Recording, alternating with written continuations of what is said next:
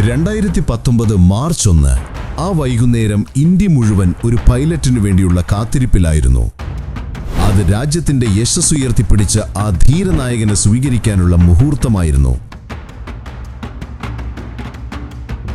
നേരം ഇരുട്ടിത്തുടങ്ങി. സമയം രാത്രി 9 മണിയിലേക്ക് അടുക്കുന്നു. കൈമാറ്റം വൈകുന്നതിലെ ആശങ്ക ജനക്കൂട്ടത്തിൽ അലയടിക്കുന്നുണ്ടായിരുന്നു. എല്ലാവരുടെയും കണ്ണുകൾ പാകിസ്ഥാൻ അതിർത്തിയിലേക്ക് മാത്രം. ഏത് നിമിഷവും ആ രൂപം നടന്നുവരും. അങ്ങനെ കൃത്യം രാത്രി 9:21 അതിർത്തിയിലെ ഗേറ്റ് തുറന്നു. പാകിസ്ഥാൻ സൈനികർക്കൊപ്പം തന്റെ രാജ്യത്തിനായി 58 മണിക്കൂർ ശത്രുവിന്റെ തടവറയിൽ ഏകാന്ത പോരാട്ടം നടത്തിയ ആ ധീരൻ നടന്നുവന്നു.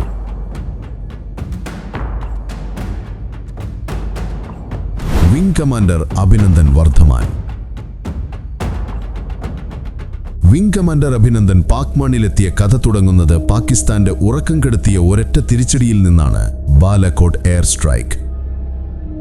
രാത്രിയുടെ ഇരുട്ടിനെ കീറിമുറിച്ച് പാകിസ്ഥാന്റെ സുരക്ഷാ സംവിധാനങ്ങളെ ഭേദിച്ച് അവരുടെ മണ്ണിൽ പോയി തിരിച്ചടിക്കുമെന്ന് അവർ സ്വപ്നത്തിൽ പോലും കരുതിയിരുന്നില്ല.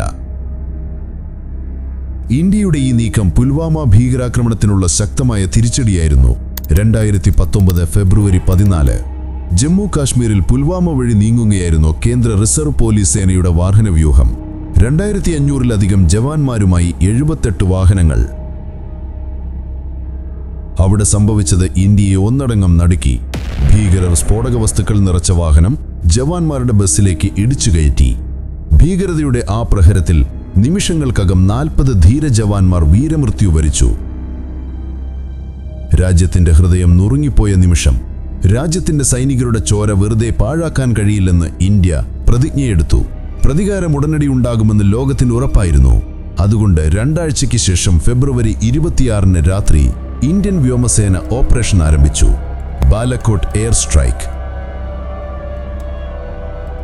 12 മിറാജ് യുദ്ധവിമാനങ്ങൾ നിയന്ത്രണ രേഖയിൽ നിന്ന് 80 കിലോമീറ്ററിലേക്ക് പാകിസ്ഥാന്റെ മണ്ണിൽ തുളച്ചുകയറി. ഭീകര കേന്ദ്രങ്ങൾ തകർത്ത് പാകിസ്ഥാൻ ഉണരും മുമ്പേ ഇന്ത്യൻ പൈലറ്റുമാർ സുരക്ഷിതമായി അതിർത്തിയിൽ തിരിച്ചെത്തി. പാകിസ്ഥാന്റെ അടിത്തറയിളക്കിയ ആ രാത്രിയുടെ കഥ അവിടെ ആരംഭിച്ചു. ബാലക്കോട്ട് തിരിച്ചടിക്ക് പിന്നാലെ പാകിസ്ഥാൻ പ്രകോപിതരായി.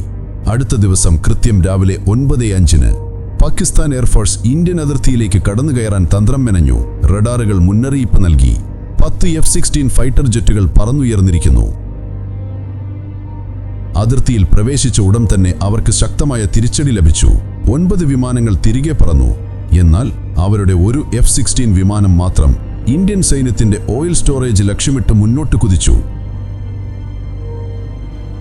ആ ഭീഷണിയെ തടയാൻ ആകാശത്തേക്ക് ഇന്ത്യയുടെ ഒരു മിഗ് വിമാനം പറന്നുയർന്നു. MiG-21 bison. അതിന്റെ നിയന്ത്രണം ഒരു ധീരന്റെ കയ്യിലായിരുന്നു. ആകാശത്ത് കണ്ടത് യുദ്ധചരിത്രത്തിലെ ഏറ്റവും ഭീകരമായ പോരാട്ടമായിരുന്നു. F-16ഉം MiG-21ഉം തമ്മിലുള്ള ഡോഗ് ഫൈറ്റ്. അഭിനന്ദന്റെ പോരാട്ട മികവിൽ F-16 തകർന്ന് തരിപ്പണമായി. ദുർഘടമായ ആ പോരാട്ടത്തിൽ അഭിനന്ദന്റെ MiG-21ഉം തകർന്നു. എങ്കിലും കൃത്യസമയത്ത് അദ്ദേഹം പുറത്തേക്ക് തെറിച്ചു. ഒരു പാരച്യൂട്ടിൽ താഴേക്ക് രക്ഷപ്പെട്ടു. പക്ഷേ വിധി മറ്റൊന്നായിരുന്നു. ഇന്ത്യൻ അതിർത്തിക്ക് പകരം അദ്ദേഹം വീണത് പാക് അധീന കശ്മീരിന്റെ മണ്ണിലായിരുന്നു. അതേ നിമിഷം ശബ്ദം കേട്ട് അവിടുത്തെ ഗ്രാമവാസികൾ സംഭവസ്ഥലത്തേക്ക് ഓടിയെത്തി. പരിക്കേറ്റ് ഭൂമിയിൽ കിടന്ന അഭിനന്ദന് താൻ എവിടെയാണെന്നൊരു ധാരണയും ഉണ്ടായിരുന്നില്ല. തന്റെ മണ്ണിലാണോ വീണതെന്നറിയാൻ അദ്ദേഹം ഗ്രാമീണരോട് വേദനയോടെ ചോദിച്ചു, "ഞാൻ എവിടെയാണ്? ഇത് ഇന്ത്യയാണോ?" പ്രദേശവാസികൾ ആദ്യം അദ്ദേഹത്തെ കബളിപ്പിക്കാനായി ഇന്ത്യയാണ് എന്ന് മറുപടി നൽകി. എന്നാൽ അഭിനന്ദന്റെ മനസ്സിൽ സംശയം നീങ്ങിയില്ല. ഇതുറപ്പിക്കാനായി അദ്ദേഹം ഉച്ചത്തിൽ ഭാരത് മാതാ കി ജയ്, ജയ് ഹിന്ദ് എന്ന് പറഞ്ഞു. പക്ഷേ അവിടെ കൂടി നിന്ന ജനക്കൂട്ടം ആ വിളി കേട്ട് മിണ്ടാതെ നിന്നു. മറുപടിയായി ഒരു പ്രതിധ്വനി പോലും കേൾക്കാതിരുന്നപ്പോൾ അഭിനന്ദന്റെ മനസ്സിൽ സത്യം വെളിപ്പെട്ടു. താൻ ശത്രുവിന്റെ മണ്ണിലാണ്. ആ നിശബ്ദത തകർത്ത് അവിടെ കൂടി നിന്ന ഒരാൾ സത്യം പറഞ്ഞു, "ഇത് പാകിസ്ഥാനിലെ ഹോറാൻ ഗ്രാമമാണ്." അവശനായ അദ്ദേഹം കുടിക്കാൻ ഒരൽപ്പം ദാഹജലം അഭ്യർത്ഥിച്ചു. എന്നാൽ മറുപടിയായി കേട്ടത് ഭീഷണിയായിരുന്നു. പാകിസ്ഥാൻ ആർമി സിന്ദാബാദ് എന്ന മുദ്രാവാക്യം മുഴക്കിക്കൊണ്ട് ആൾക്കൂട്ടം അദ്ദേഹത്തിന് ചുറ്റും കൂടി. രക്ഷപ്പെടാൻ വേണ്ടി അദ്ദേഹം ആകാശത്തേക്ക് വെടിവെച്ചോടി. പിന്നാലെ ഗ്രാമീണരുടെ വലിയ കൂട്ടം. 1/2 കിലോമീറ്ററോളം ഓടിയ ശേഷം അദ്ദേഹം ഒരു കുളത്തിനരികെ എത്തി. അദ്ദേഹത്തിന്റെ കൈവശമുണ്ടായിരുന്ന അതീവ രഹസ്യരേഖകൾ ശത്രുവിന് കിട്ടരുത്. അദ്ദേഹം അവ വെള്ളത്തിൽ മുക്കി നശിപ്പിച്ചു. ചില രേഖകൾ അദ്ദേഹം സ്വയം വിഴുങ്ങി ആ രഹസ്യങ്ങൾ പൂർണ്ണമായും മായ്ച്ചു കളഞ്ഞു. അതിനിടയിൽ ഗ്രാമീണർ അദ്ദേഹത്തെ പിടികൂടി മർദ്ദിച്ചു. ആ സമയത്താണ് പാകിസ്ഥാൻ സൈന്യം വിവരമറിഞ്ഞവിടെ എത്തുന്നത്. എന്നാൽ ചോദ്യം ചെയ്യലിന് മുന്നിലും അദ്ദേഹം കുലുങ്ങിയില്ല. നിങ്ങൾ ആരാണ് എന്ന ചോദ്യത്തിന് അദ്ദേഹത്തിന്റെ മറുപടി ഉറച്ചതായിരുന്നു. ഞാൻ wing commander Abhinandan. ID number 27981. അതിനപ്പുറം ഒരു വിവരവും അദ്ദേഹം നൽകിയില്ല. വീർത്ത കണ്ണുകളോടെ ചോരയൊലിക്കുന്ന മുഖത്തോടെ അഭിനന്ദനെ അവർ തുണികൊണ്ട് കണ്ണുകെട്ടി സൈനിക യൂണിറ്റിലേക്ക് കൊണ്ടുപോയി. അവിടെ വെച്ച് ലോകമെമ്പാടും പ്രചരിച്ച ആ ചോദ്യം ചെയ്യൽ വീഡിയോ അവർ പുറത്തുവിട്ടു. ഇന്ത്യയുടെ ധീര സൈനികൻ പാകിസ്ഥാൻ കസ്റ്റഡിയിലായി. അവർ പാകിസ്ഥാൻ ആർമിയുടെ ഇരുണ്ട മുറികളിൽ അഭിനന്ദനെ ചോദ്യം ചെയ്യുകയായിരുന്നു. നിന്റെ ലക്ഷ്യമെന്താ? വിമാനമേത്? താൻ ആരാണ്? പാക് ആർമി മേജർമാർക്ക് അറിയേണ്ടതെല്ലാം. പക്ഷെ അഭിനന്ദന്റെ മനസ്സ് ഉരുക്കുകോട്ടയായിരുന്നു. ജനീവ കൺവെൻഷൻ അനുവദിക്കുന്ന വിവരങ്ങൾക്കപ്പുറം ഒരു രഹസ്യവും ശത്രുവിന് നൽകാൻ അദ്ദേഹം ഒരുക്കമായിരുന്നില്ല. ഇതിനിടയിലാണ് ആ വഴിത്തിരിവ് സംഭവിച്ചത്. ഒരു ഗ്രാമീണൻ പകർത്തിയ അഭിനന്ദന്റെ വീഡിയോ സോഷ്യൽ മീഡിയയിൽ നിമിഷങ്ങൾക്കകം വൈറലായി. ഇന്ത്യ ആശ്വസിച്ചു, അഭിനന്ദൻ ജീവനോടെയുണ്ട്. ഈ സമയം പാകിസ്ഥാന് സത്യം ലോകത്തിനു മുമ്പിൽ പറയേണ്ടി വന്നു. അവർ തന്നെ ഒരു വീഡിയോ പുറത്തിറക്കി, എഡിറ്റ് ചെയ്ത ഒരു പ്രചാരണ വീഡിയോ. അതിൽ ധീരനായ അഭിനന്ദൻ പാകിസ്ഥാൻ ആർമിയെ പ്രശംസിക്കുന്നതായി വരുത്തി തീർക്കാൻ ശ്രമിച്ചു. ആ പ്രൊപ്പഗണ്ട വീഡിയോ പുറത്തുവന്ന നിമിഷം ഇന്ത്യൻ സർക്കാർ ഉണർന്നു. വിദേശകാര്യ മന്ത്രാലയം ഉടൻ തന്നെ അഭിനന്ദനു വേണ്ടി സമ്മർദ്ദം ചെലുത്താൻ ആരംഭിച്ചു. ജനീവ കൺവെൻഷൻ പാലിക്കുക, യുദ്ധത്തടവുകാരനെ ഉടൻ വിട്ടയക്കുക. യുദ്ധസമയത്ത് മനുഷ്യാവകാശങ്ങൾ ഉറപ്പുവരുത്താൻ വേണ്ടി രൂപം നൽകിയതാണ് ജനീവ കൺവെൻഷൻ. യുദ്ധത്തടവുകാരനെ ഭീഷണിപ്പെടുത്താനോ വ്യക്തിപരമായ വിവരങ്ങൾ ചോദിക്കാനോ പാടില്ല. തുടർന്ന് അംബാസിഡർമാർ വഴിയുള്ള ചർച്ചകൾ ആരംഭിച്ചു. ഇന്ത്യ മുന്നറിയിപ്പ് നൽകി, അഭിനന്ദന് ഒരു പോറൽ പോലും ഏൽക്കരുത്. നയതന്ത്ര സമ്മർദ്ദം കൊടുമ്പിരി കൊണ്ടു. ഈ വിഷയത്തെ ഐക്യരാഷ്ട്രസഭയിൽ എത്തിക്കാൻ പാകിസ്ഥാൻ ശ്രമിച്ചെങ്കിലും ഇന്ത്യയുടെ സ്വാധീനത്തിനു മുന്നിൽ ആ ശ്രമങ്ങൾ പാഴായി.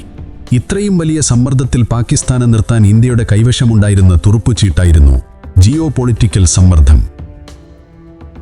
എന്തെന്നാൽ പാകിസ്ഥാനെ ഒറ്റപ്പെടുത്താൻ ഇന്ത്യൻ വിദേശകാര്യ മന്ത്രാലയം കളിച്ചത് ഒരു രാജ്യാന്തര ചെസ് കളിയായിരുന്നു. ലോകത്തിലെ ഏറ്റവും ശക്തമായ P5 രാജ്യങ്ങൾ China, France, Russia, Britain, America അവിടുത്തെ അംബാസഡർമാരെ വിളിച്ചു വരുത്തി.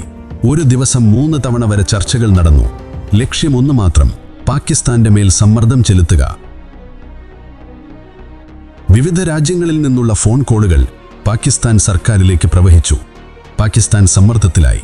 ഇന്ത്യയിലെ അമേരിക്കൻ അംബാസഡർ കെൻ ജസ്റ്ററും ബ്രിട്ടീഷ് അംബാസഡർ ഡൊമിനിക് ആസ്കിത്തും ഒരു വ്യക്തമായ സന്ദേശം നൽകി.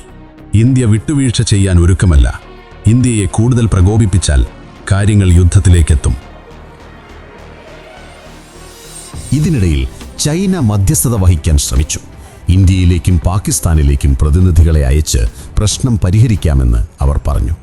എന്നാൽ ഇതിനോട് ഇന്ത്യ വിസമ്മതിച്ചു. ഇത് കൈകാര്യം ചെയ്യാൻ തങ്ങൾക്ക് കഴിവുണ്ടെന്നും അറിയിച്ചു.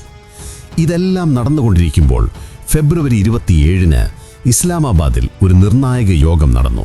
അമേരിക്കൻ എംബസിയിൽ US, UK, ഫ്രാൻസ് എന്നീ രാജ്യങ്ങളുടെ അംബാസഡർമാർ ഒത്തുചേർന്നു. കൂടെ പാകിസ്ഥാൻ വിദേശകാര്യ സെക്രട്ടറി തെഹ്മീന ജഞ്ചുവയും.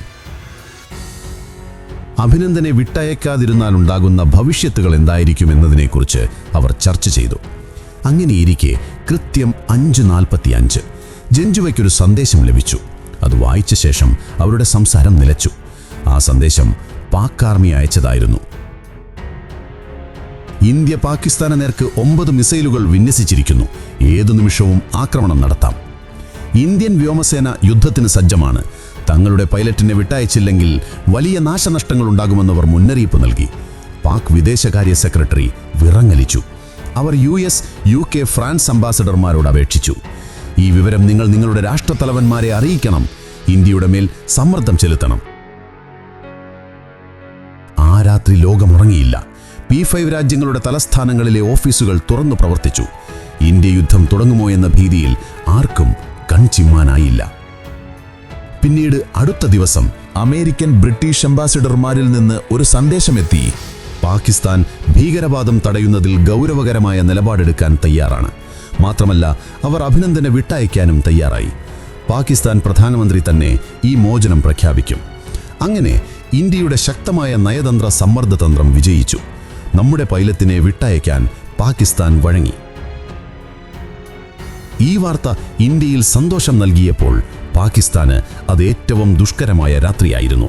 വിദേശകാര്യമന്ത്രി ഷാ മഹമൂദ് ഖുറൈഷി, പാക് ആർമി മേധാവി കമർ ജാവേദ് ബാജ്വയുമടക്കമുള്ളവരുമായി മണിക്കൂറുകളോളം അടച്ചിട്ട മുറിയിൽ സംസാരിച്ചു. ആ യോഗത്തിൽ ഖുറൈഷി അഭിനന്ദനെ വിട്ടയക്കാൻ ബാജ്വയോട് അപേക്ഷിച്ചു. സൈന്യവും സർക്കാരും തമ്മിൽ ധാരണയായി. അതിനെ തുടർന്ന് 2019 ഫെബ്രുവരി 28 ഉച്ചയ്ക്ക് പാകിസ്ഥാൻ പാർലമെന്റിൽ ഇമ്രാൻഖാൻ ഇങ്ങനെ പ്രഖ്യാപിച്ചു: हिंदुस्तान का पायलट हमने पकड़ा हुआ है. हम एज ए पीस जेस्टर हम उसको कल रिहा करने लगे हैं. हिंदुस्तान സമാധാന സന്ദേശമായി ഞങ്ങൾ ഇന്ത്യൻ പൈലറ്റ് അഭിനന്ദനെ ഇന്ത്യയിലേക്ക് വിട്ടയക്കും. ഈ പ്രസ്താവന ലോകം മുഴുവൻ തത്സമയം കണ്ടു. ഇന്ത്യയിൽ സന്തോഷത്തിന്റെ അലകൾ അടിച്ചുകയറി. ഇത് ഇന്ത്യയുടെ നയതന്ത്ര വിജയമായിരുന്നു. അഭിനന്ദനെ കൂട്ടിക്കൊണ്ടുവരാൻ വിമാനമയക്കാമെന്ന് ഇന്ത്യയുടെ നിർദ്ദേശം പാകിസ്ഥാൻ നിഷേധിച്ചു. പകരം ഉച്ചയ്ക്ക് 2 മുതൽ 5 മണി വരെ വാഗ അതിർത്തി വഴി കൈമാറാമെന്ന് അവർ തീരുമാനിച്ചു. പാകിസ്ഥാനിലെ ഇന്ത്യൻ എംബസിയിൽ 3 വർഷമായി സേവനമനുഷ്ഠിക്കുന്ന air attache group captain Joy Kurian അഭിനന്ദനെ സ്വീകരിക്കാൻ വാഗയിലേക്ക് പുറപ്പെട്ടു. ദേശീയ അന്തർദേശീയ മാധ്യമങ്ങൾ ഉച്ച മുതൽ വാഗ അട്ടാരി അതിർത്തിയിൽ തടിച്ചുകൂടി. കാത്തിരിപ്പ് നീണ്ടു. കൃത്യം രാത്രി 9:21 അതിർത്തിയിലെ ഗേറ്റ് തുറന്നു. പാകിസ്ഥാൻ സൈനികർക്കൊപ്പം അഭിനന്ദൻ. അതെ, അഭിനന്ദൻ ഇന്ത്യൻ അതിർത്തിയിൽ കാലുകുത്തി. നയതന്ത്രപരമായി ഒരിക്കൽ കൂടി പാകിസ്ഥാനെ പരാജയപ്പെടുത്താൻ ഇന്ത്യക്ക് സാധിച്ചു. കൃത്യം 58 മണിക്കൂറുകൾ. ആ 58 മണിക്കൂറുകൾ ഇന്ത്യയുടെ നയതന്ത്ര ദൃഢതയുടെയും ഒരു സൈനികന്റെ വീര്യത്തിന്റെയും ചരിത്രമായി മാറി. ലോകശക്തികളുടെ മുന്നിൽ പാകിസ്ഥാൻ സമ്മർദ്ദത്തിലായി. ഇന്ത്യ തന്റെ പുത്രനെ തിരികെ കൊണ്ടുവന്നു. ഈ വിജയം വെറുമൊരു മോചനമായിരുന്നില്ല. അത് തങ്ങളുടെ ധീര സൈനികനു വേണ്ടി രാജ്യം ഒരു നിമിഷം പോലും പിന്തിരിയില്ല എന്നതിന്റെ പ്രഖ്യാപനമായിരുന്നു. വിംഗ് കമാൻഡർ അഭിനന്ദൻ വർദ്ധമാൻ ശത്രുവിന്റെ മണ്ണിൽ ധീരതയോടെ നിലകൊണ്ട ആ പോരാട്ടത്തിന് രാജ്യം അദ്ദേഹത്തെ ആദരിച്ചു. 2019 ഇന്ത്യയുടെ 3ാമത്തെ ഉയർന്ന സൈനിക ബഹുമതിയായ വീർ ചക്ര നൽകി രാഷ്ട്രം അഭിനന്ദനെ ആദരിച്ചു. അദ്ദേഹത്തിന്റെ അസാമാന്യമായ പോരാട്ടവീര്യത്തെയും വ്യോമ പോരാട്ടത്തിൽ ശത്രുവിനെ തകർക്കാൻ കാണിച്ച ധൈര്യത്തെയും തടവിലായിരിക്കുമ്പോൾ വിവരങ്ങൾ വെളിപ്പെടുത്താതെ രാഷ്ട്രത്തോടുള്ള കൂറ് കാത്തുസൂക്ഷിച്ചതിനെയും രാജ്യം പ്രകീർത്തിച്ചു. വർഷങ്ങൾക്ക് ശേഷം എയർ കമ്മോഡർ പദവിയിലേക്ക് സ്ഥാനക്കയറ്റം ലഭിച്ച അഭിനന്ദൻ വർദ്ധമാൻ ഇന്ന് ഇന്ത്യൻ വ്യോമസേനയിൽ രാജ്യസേവനം തുടരുകയാണ്. അങ്ങനെ MiG-21 ബൈസണിൽ ആകാശം കീഴടക്കി പാകിസ്ഥാന്റെ F-16 തകർത്ത് 58 മണിക്കൂറുകൾ ശത്രുവിനു മുന്നിൽ തലകുനിക്കാതെ നിവർന്നു നിന്ന ആ വീരകഥ അതൊരു യുദ്ധം ഒഴിവാക്കിയതിൻ്റെയും നയതന്ത്ര വിജയം നേടിയതിൻ്റെയും ഒപ്പം രാഷ്ട്രത്തോടുള്ള കൂറ് എന്തായിരിക്കണം എന്നതിൻ്റെയും ഉജ്ജ്വലമായ പാഠമായി ചരിത്രത്തിൽ എന്നും ജ്വലിച്ചു നിൽക്കും. ഈ വീരനായകന്റെ കഥ ഇവിടെ അവസാനിക്കുന്നില്ല. രാജ്യത്തിനു വേണ്ടി അദ്ദേഹം ഇനിയും പറന്നുയർന്നുകൊണ്ടേയിരിക്കും.